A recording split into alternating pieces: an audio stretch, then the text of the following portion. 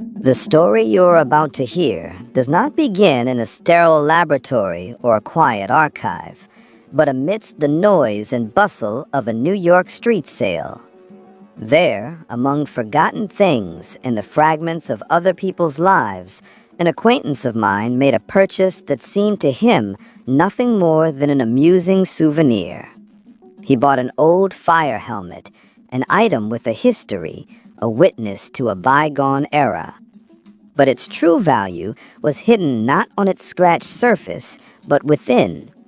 As padding to make the helmet fit better, someone long ago had tucked in an old battered notebook. When this notebook came into my hands, I knew at once that I was holding something special. Its covers, once hard, were now thin and brittle with age, and its edges were touched by fire. It gave off a heavy, thick smell of mold and oblivion, the scent of attics and long-locked chests. The yellowed, fragile pages were covered in lines written in an old, faded ink. In some places, the ink had faded so much that the letters had become faint ghosts on the paper, and I had to strain my eyes to make out their shapes. In other places, the text was irretrievably damaged by water.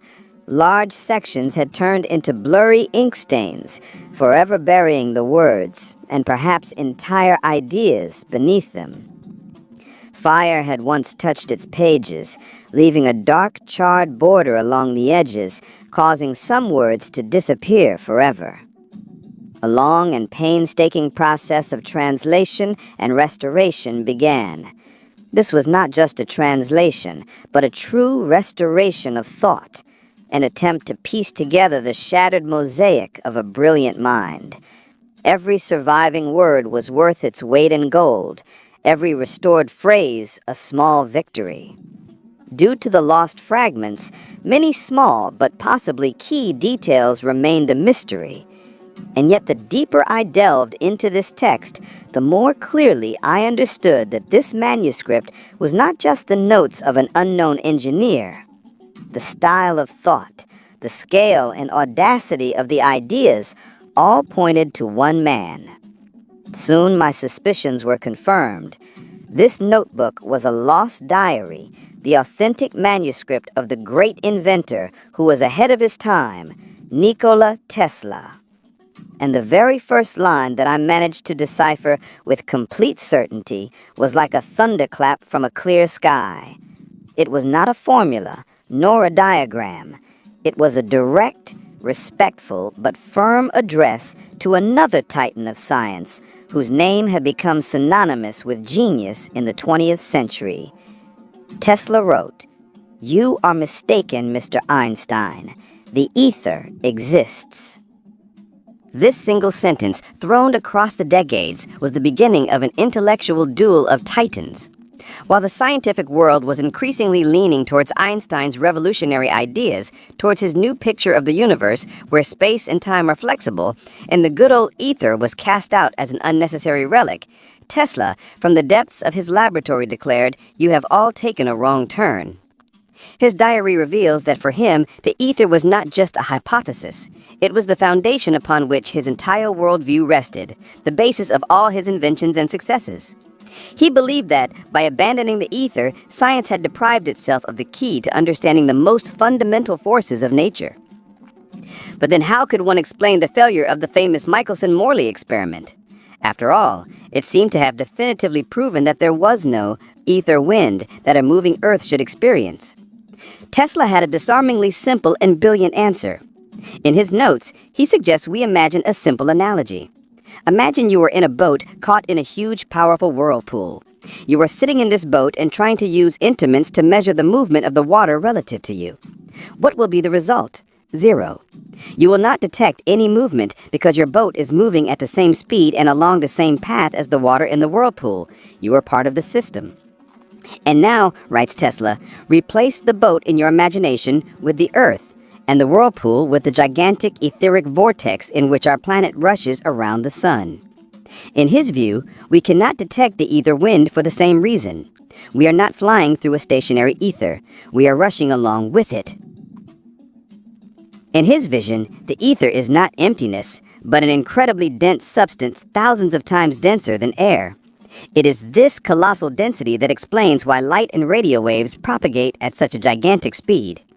The denser the medium, the faster a wave moves through it. But why don't we feel it? Because, as Tesla believed, the ether is electrically neutral and therefore hardly interacts with our material world. Moreover, he turned the conventional view upside down. It is not that the ether is intangible, it is our world that is practically intangible to it, negligibly sparse. The only manifestation of its presence that we constantly feel is gravity.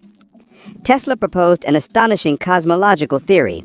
All matter, from planets and stars to the smallest particles, once arose from the ether itself, when for unknown reasons a part of it became less dense. He compared this to the formation of air bubbles in water. And now, the surrounding super-dense ether constantly presses on these bubbles of matter, trying to return them to their original state.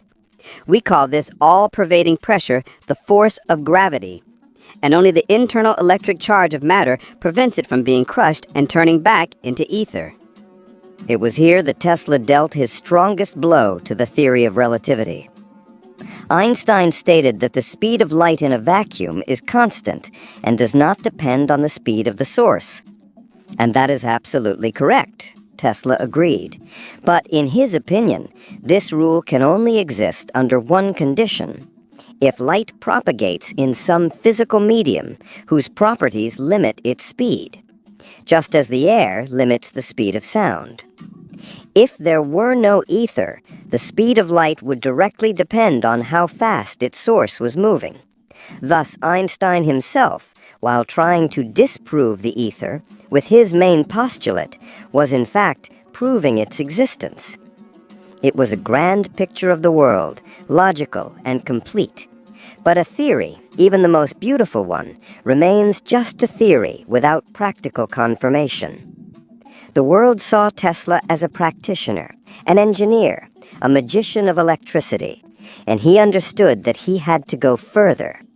But how to prove the existence of the ether, and more importantly, how to control it, how to learn to interact with this invisible, all-pervading force?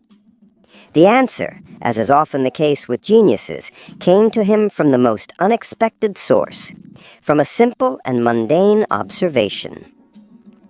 The theoretical structure was built. It was majestic and logical, but it lacked a practical door through which one could enter. Tesla, being first and foremost an experimenter, looked for this door everywhere and found it not in complex calculations, but in the fleeting sight of everyday life. In his diary, he describes how he once watched a sailor leisurely smoking his pipe. The sailor released the smoke from his mouth, not as a formless cloud, but in neat, dense rings. These rings of tobacco smoke, before slowly dissolving in the air, traveled a considerable distance, stubbornly maintaining their shape and integrity. In this simple phenomenon, Tesla's brilliant mind saw something more than just an amusement. He saw a model, a stable, self-contained form, transferring substance through a medium, the air. This observation ignited a spark in his mind that demanded immediate verification. He decided to transfer this principle from the air to a water environment to study it more clearly. In his laboratory, he took an ordinary metal can. On one side, he carefully cut a small round hole, and on the other, open side, he stretched a piece of thin, elastic leather, creating something like a drum. After filling this simple device with a small amount of dark ink, he lowered it into a large tank of clean, still water. And then, with a sharp flick of his finger, he struck the leather membrane. The effect was astonishing. A dense ring of ink shot out from the hole in the can and, rotating on its axis, sped through the water. It did not blur or mix with the surrounding environment. Like an invisible projectile, it crossed the entire tank, maintaining its perfect shape. The water in the tank remained almost completely still. All the energy was concentrated inside this vortex. Upon reaching the opposite wall of the tank, the ring struck it and broke apart, causing a powerful and noticeable disturbance in the water at the point of impact. "This is energy transfer," Tesla wrote in his diary. At that moment, he experienced what can only be called an epiphany. He understood everything.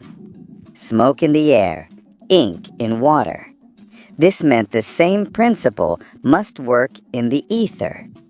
He had found what he was looking for, the key to controlling the boundless energy of the universe. He realized that he could create a generator that would emit not smoke or ink, but stable, focused vortex objects made of the ether itself. These etheric vortex rings could travel enormous distances, carrying a colossal energy charge, and they would need no wires to do so. This was not just a new technology. It was a passport to a new world. A world of free, clean energy, available at any point on the planet. Based on this research, he built his generator. "It was a victory," he writes. At that moment, it seemed to him that nothing was impossible. Overcome with euphoria from his discovery, he promised much to the world, to investors, to all of humanity. He was convinced that he was on the threshold of a new era. But the triumph was premature. In his notes, he admits with bitterness, "I did not fully investigate this phenomenon, and for that, I paid a terrible price." The very first full-scale experiments showed that it was not so simple. The etheric vortices behaved unpredictably. They lost energy upon contact with metal, and they were absorbed by the deep layers of the earth. He could only transmit energy over short distances. The grand promises turned into failure. The funding stopped. But the worst part, as Tesla himself writes, was not the loss of money. "They stopped believing me." Euphoria was replaced by the deepest depression and despair. Rejected and ridiculed, but not broken, he knew he had to prove himself right at any cost. And then, at this darkest point in his life, he decided to take a step that he himself called insane. "And then I resolved to conduct my mad experiment," he writes. And the following words sound like a verdict.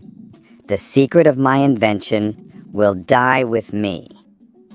The failure of terrestrial energy transmission forced Tesla to seek a new path. If the Earth was absorbing his vortices, then he needed to find a reflector that would send them back. And such a reflector existed, huge, natural, and always overhead: the moon. Tesla theorized that if he sent etheric vortex objects to the moon, they would reflect off its electrostatic field and return to Earth, but at a considerable distance from the transmitter, obeying the simple law: the angle of incidence equals the angle of reflection.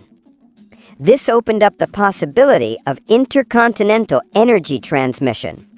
However, his first experiments in this direction led him to a new, even grander discovery. He found that the Earth itself is surrounded by a powerful electric field. And then an idea was born in his mind that took his breath away. What if he could not just reflect a signal, but create a resonance system between the Earth and the moon? To pump the space between them with energy, like inflating a tire, and then extract it at any point.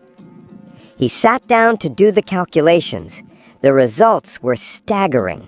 According to his calculations, creating such a resonance could release energy of such colossal power that it would be enough to completely wipe a large city off the face of the Earth. "It was then that I first understood," he writes in his diary, "that this system would be dangerous for humanity." This realization horrified him, but the desire to prove his theories, to show the world what it had turned its back on, was stronger. He decided to conduct an experiment, but in deep secrecy. First, He needed to choose a location, a point on the planet where the released energy would strike. He looked for a place with no people so as not to harm anyone. His choice fell on the Arctic. But after making calculations based on the moon's current position, he realized that the reflected pulse would not hit the polar ice, but the vast, almost unexplored expanses of Siberia. Tesla went to the library to study everything that was known about this region. There was very little information, but from the scant data, he concluded that there were practically no people there. This reassured him. Secrecy was the main priority, as the consequences, in case of failure or public disclosure, could be catastrophic. Fortunately for his plan, by that time, most of the equipment from his laboratory had already been dismantled and taken away by creditors. But he had managed to hide and save the most essential components for the experiment. All alone, with his own hands, he assembled a new, special transmitter from these remnants and connected it to the emitter.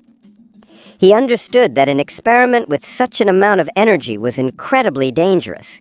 One mistake in the calculations and all that power could strike back, directly at him and his laboratory. Therefore, at the designated hour, he decided to be not in the building, but at a safe distance, about 2 miles away. The operation of the device was to be controlled by a soulless and precise clockwork mechanism. The principle of the experiment, as Tesla describes it, was brilliantly simple. The generator was to emit a series of etheric vortex objects toward the moon. Passing through the Earth's electric field, they would, like a sponge, capture charged particles. Since the moon's field had the same polarity, the vortices would reflect off it and return to Earth, but at a different angle. Then they would reflect off the Earth's field again and head back to the moon.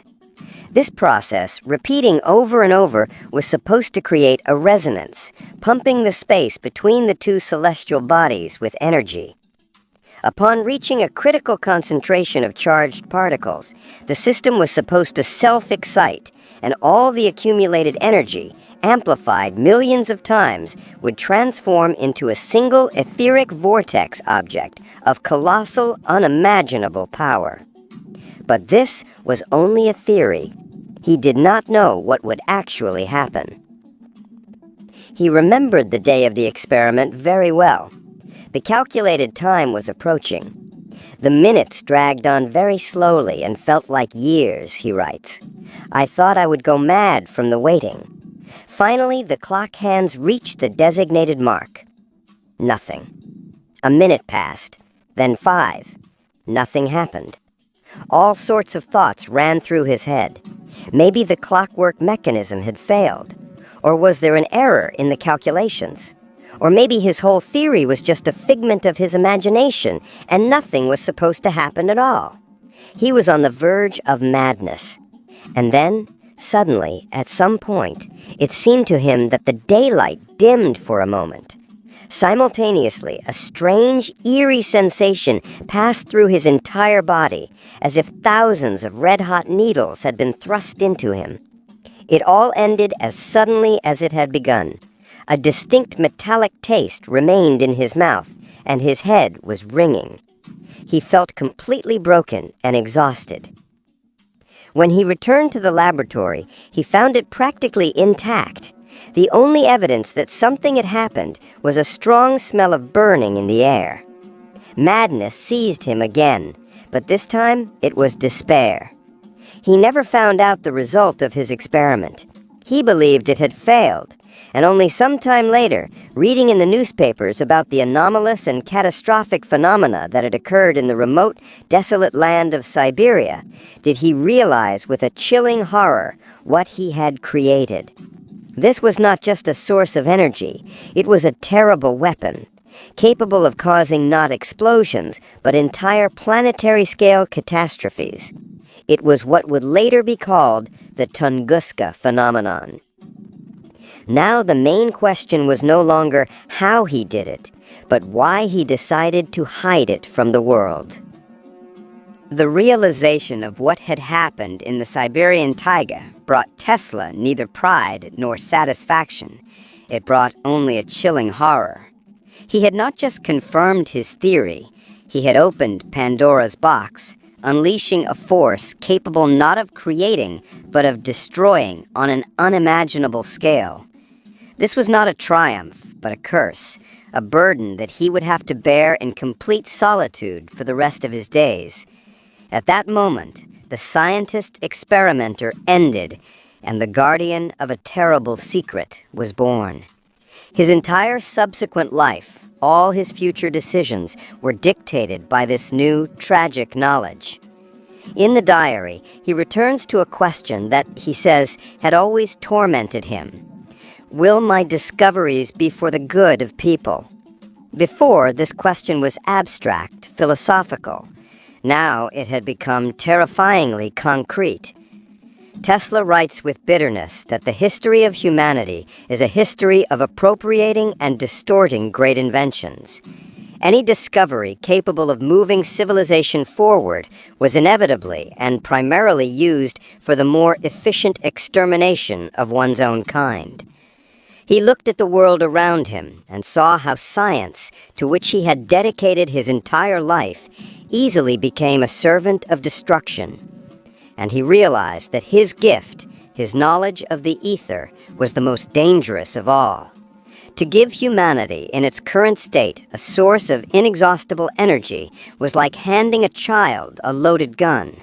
The result would be predictable and catastrophic.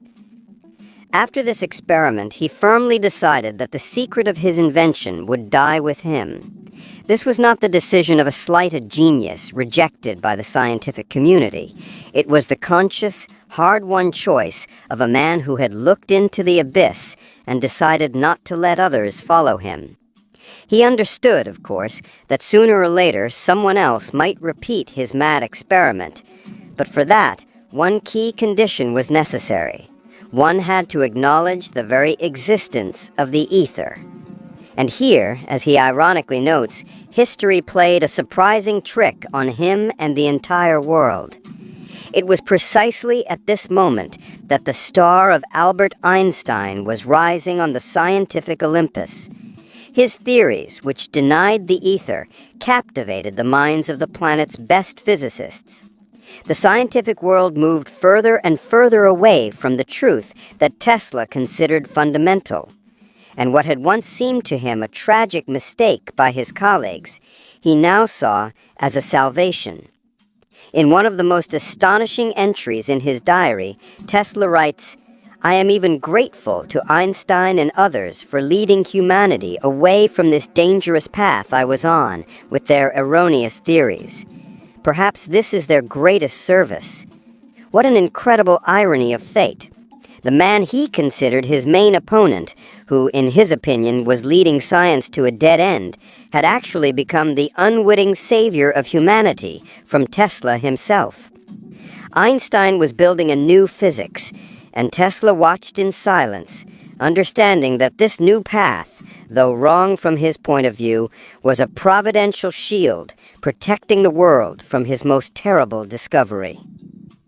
This was the tragedy of a genius who outran his time, not only in technology, but also in his understanding of responsibility. He possessed knowledge that could change the world, but understood that the world was not ready for these changes. However, he was not an absolute pessimist. He left humanity with hope, and most importantly, time. Perhaps in 100 years, he muses in the pages of his diary, when reason prevails over animal instincts, my invention will serve people for good. He believed that one day humanity would grow up, and only then could it be entrusted with the power of the gods. It seemed that the manuscript could have ended there, the main secret revealed, the motives explained, the legacy hidden until better times. The story of energy transmission and its monstrous consequences had reached its logical conclusion, but the diary holds another, no less astonishing revelation.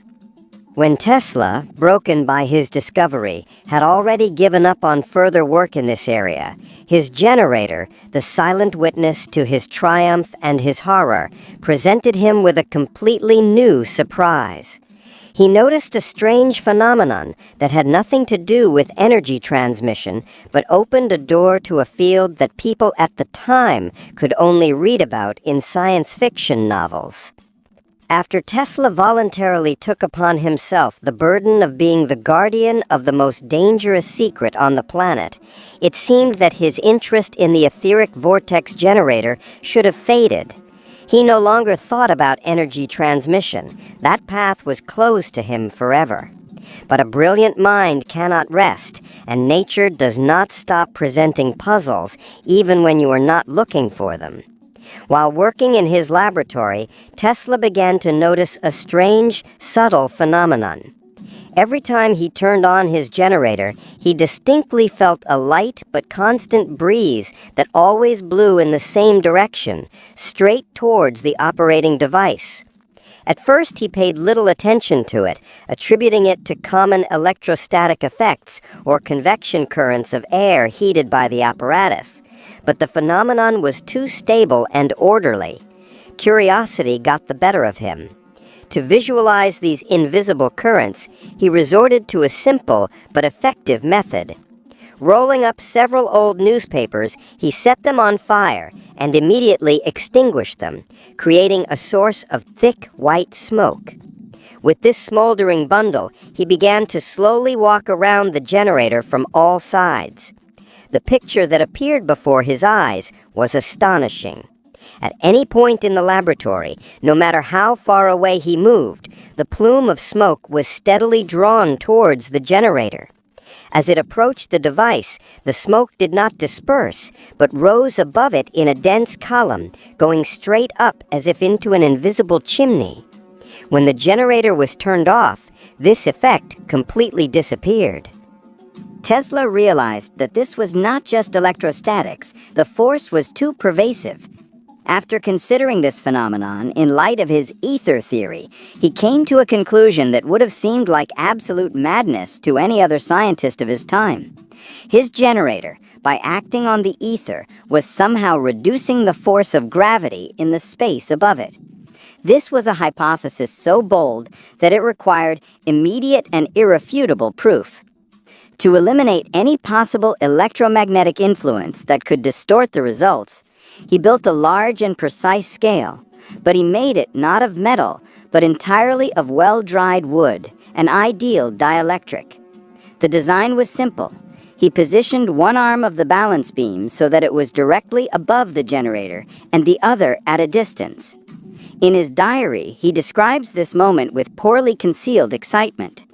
After carefully balancing the scale to a perfect equilibrium, he turned on the generator.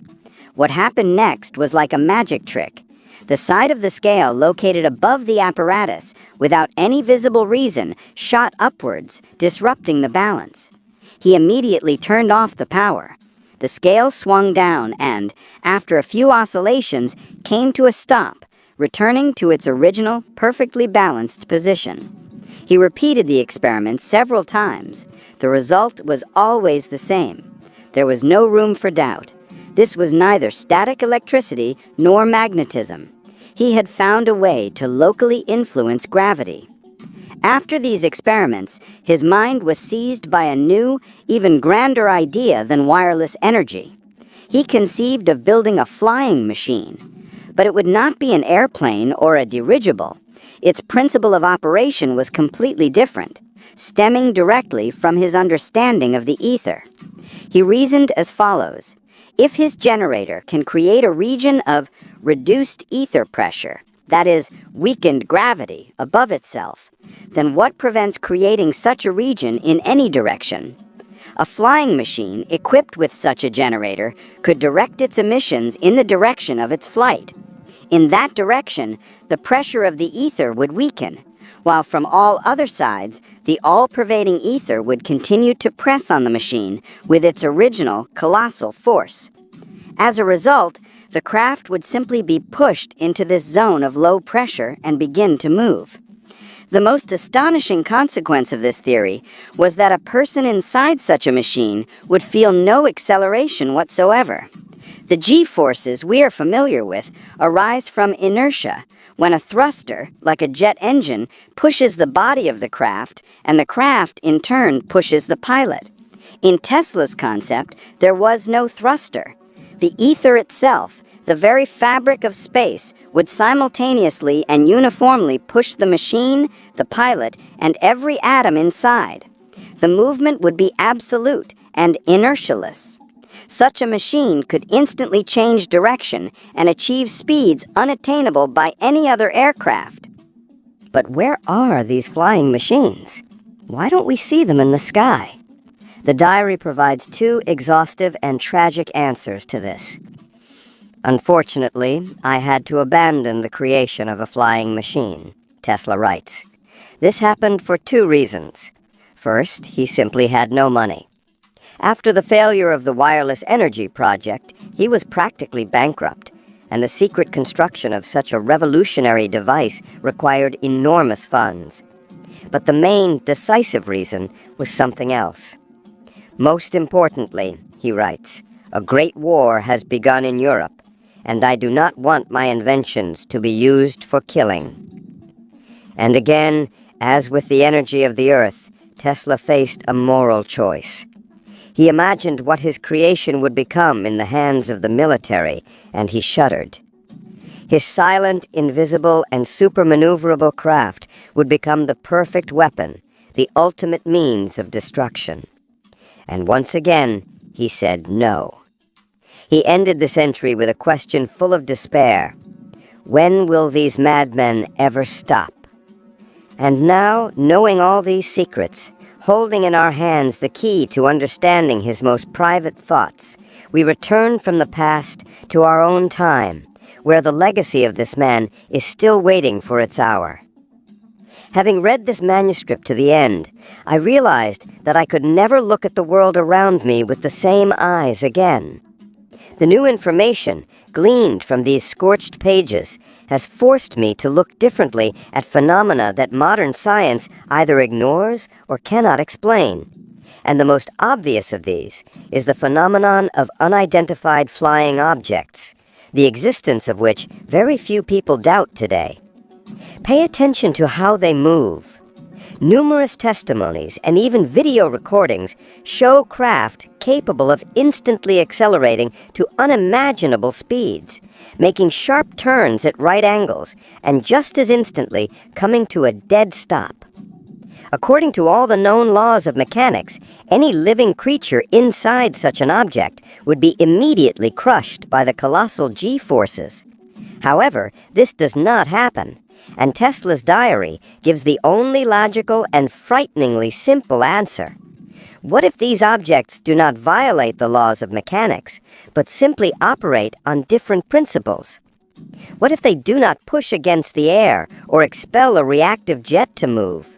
What if they move exactly as Tesla described the working principle of his flying machine, by creating a zone of reduced ether pressure in front of them and allowing the all-pervading force of the universe to smoothly and simultaneously move both the craft and everything inside it? With this method of movement, there are and can be no G-forces, because there is no inertia in our usual understanding. It is not the craft flying through space. It is space itself that carries it. A logical question arises. If this manuscript has been found, if it contains such incredible knowledge, why are we not yet using these technologies? The answer is as simple as it is tragic, and it lies in the very condition of the notebook. Unfortunately, the very part of the manuscript that describes in detail the construction of the etheric vortex generator was the most severely damaged by water. Time and moisture have turned the diagrams and formulas into blurry, unreadable stains. From the surviving scraps of phrases and fragments of schematics, one can understand the general principle of its operation. One can grasp the genius's train of thought. But for the complete picture, for the recreation of a working device, key details and parameters are missing. The only way is to start all over again, to conduct new, large-scale experiments based on the priceless knowledge that Tesla has left us. But even in this damaged state, his legacy is priceless. Tesla left us not only his fears, but also his hope. He predicted that 100 years would pass before human reason could prevail over their animal instincts, and only then could his invention serve humanity for good. That time has now passed. We are living in the future he spoke of. And looking at our world, torn by conflicts, standing on the brink of environmental and energy crises, we must ask ourselves a question. Are we ready? Have we grown up enough for his gift? Will we be able to manage it wisely? Or, as he feared, will we turn it into the most perfect weapon? And who would have thought? Who could have believed that the answers to the greatest mysteries of our time, the key to clean, free energy, to interplanetary travel without G-forces, and perhaps to a completely new future for all of civilization, have been waiting all this time, not in top-secret government safes or in the depths of scientific archives. They were simply lying there, forgotten by everyone, in the form of an old, burnt notebook with the smell of mold, which served as padding in an old fire helmet bought for a pittance at a street sale in New York.